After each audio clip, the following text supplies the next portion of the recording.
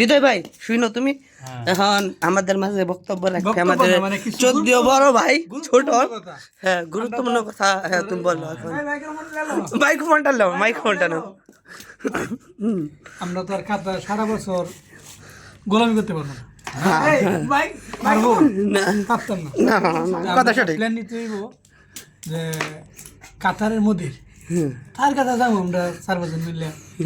দেখ তোর তো টাকা পয়সা অভাব নেই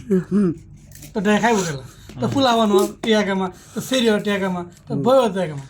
তুইও টিয়া কামা এই 4-5 লাখ রিয়াল দিয়ে দিই আমরা